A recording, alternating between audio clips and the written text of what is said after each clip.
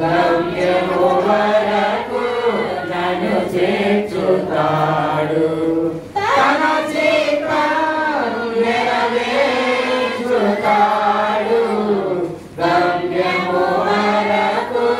నన్ను చేర్చుతాడు నడిపిస్తాడు నా